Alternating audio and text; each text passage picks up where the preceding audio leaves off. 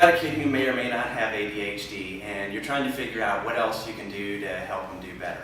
That's why I made this video, is to give you 6 different categories of drug-free things you can do to help them perform better and reduce your frustration. And you know, as a child, I think I thought it was funny when I was frustrating to my mom or my teacher. Like, I can remember when I was 6 or 7 years old and my mom had my hearing tested, and when she found out that I could hear just fine, she was really mad at me. Of course, I probably thought that was funny. I still do. Sorry, Mom. She's going to say, "You dirty rat." I've created this video to give you some ways to teach your child some thinking skills and to give you a little more inside-out understanding of what makes your kid tick, so that you can improve the quality of life a little bit every day and teach your kid a few skills that will hopefully make life for him a little bit better every day. Because if you think about it, if you can learn something that makes you a little more effective every day, what is that worth? Called metacognition, which is the ability to think about what you're thinking about.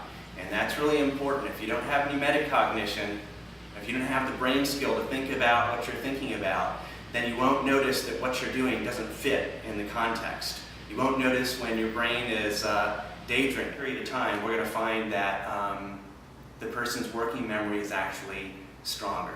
And so, to me, this just makes so much sense. Why wouldn't we be teaching these brain skills? But it's a hard sell. We're talking about taking 15 minutes out of your day every day. That is hard for most parents to do. In the schools, they feel so much pressure to teach academics, they don't feel like they can teach executive function. It's a really good job, Adam, of not interrupting. I like the way you're working on that for me. You can be patient and not do what you want to do. So we want to teach them that they can, they will, and they do, and we want to build that skill. We want to scaffold. We want to build it a little bit. Kids with ADHD, there's pretty much just right now what happens next, and that's it. If you say at the end of the week, you might as well say, if you make all A's until you're 18, then I'll buy you a Ferrari. That's, you know, next week, 3 years, 30 years, that's all the same to somebody with ADHD. They're pretty much in right now. So here's the trick. The trick is, I don't actually ever give the kids any sad puppies, okay? And they hardly ever figure this out. So instead of giving sad puppies, I can say, you know, it takes a variety of strategies. There is no one thing that's always going to work. We got to be ready to be flexible and change things up for these children. But if we can keep ourselves on the positive side, if we can understand this principle that whenever we see a behavior, we've always got a choice. We can be negative. We can say, "Adam, why aren't you in your seat?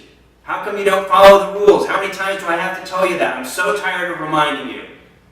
Well, guess what? If it's a kid like me who put snakes in Mrs. Hefty's desk and cut the cords to the headphones, I'm going to get you back for that. All right? That is not going to get my best performance. I'm going to be mad. I'm going to be hurt.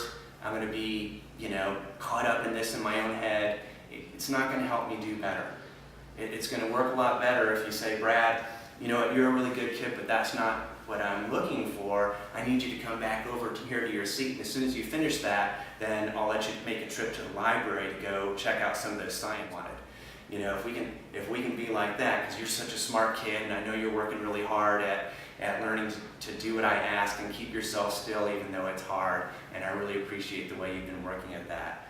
You know, if we can find ways to nurture the child's heart and soul this way, you're going to get a much better result. In conclusion, my hope is that you'll feel some hope.